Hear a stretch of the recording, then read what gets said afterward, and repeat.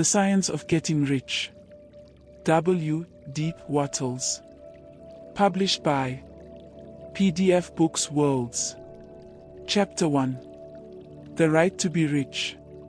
Whatever may be said in praise of poverty, the fact remains that it is not possible to live a really complete or successful life unless one is rich. No man can rise to his greatest possible height in talent or soul development unless he has plenty of money, for to unfold the soul and to develop talent he must have many things to use, and he cannot have these things unless he has money to buy them with.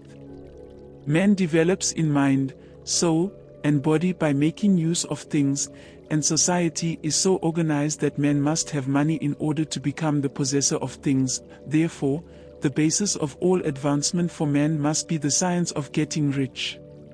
The object of all life is development, and everything that lives has an inalienable right to all the development it is capable of attaining.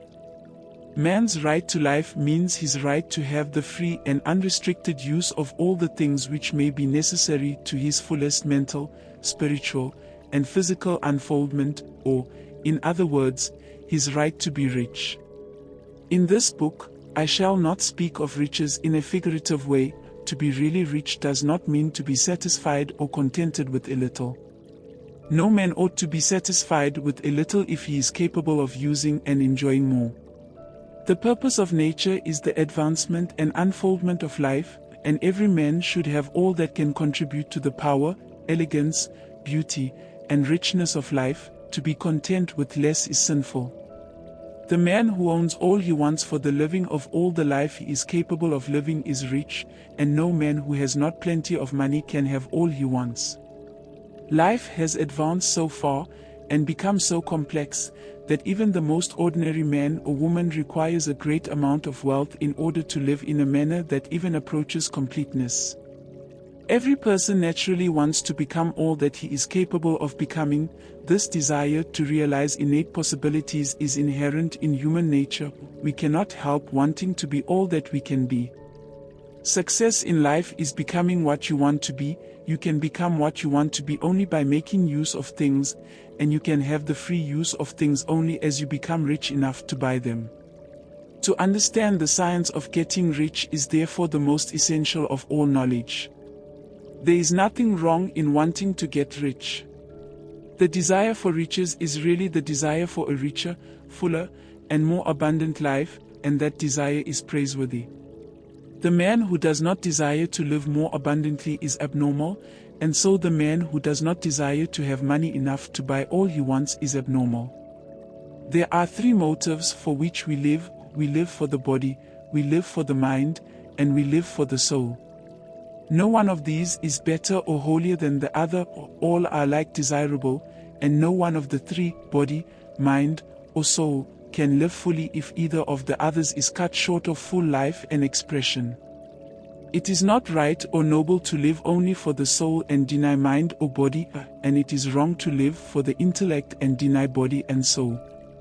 We are all acquainted with the loathsome consequences of living for the body and denying both mind and soul, and we see that real life means the complete expression of all that man can give forth through body, mind, and soul.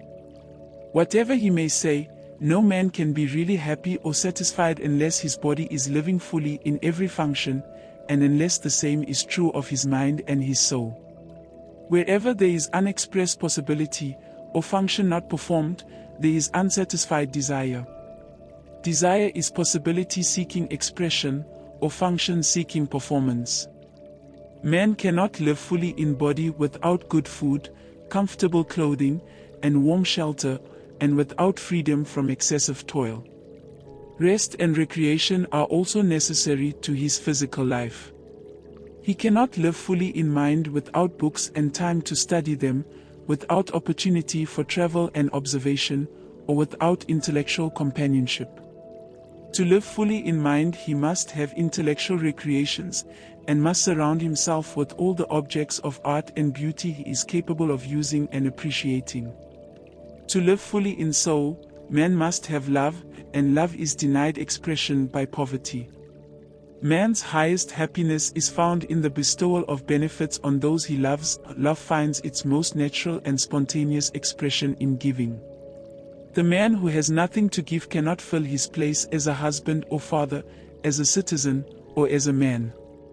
It is in the use of material things that man finds full life for his body, develops his mind, and unfolds his soul. It is therefore of supreme importance to him that he should be rich. It is perfectly right that you should desire to be rich. If you are a normal man or woman, you cannot help doing so. It is perfectly right that you should give your best attention to the science of getting rich, for it is the noblest and most necessary of all studies.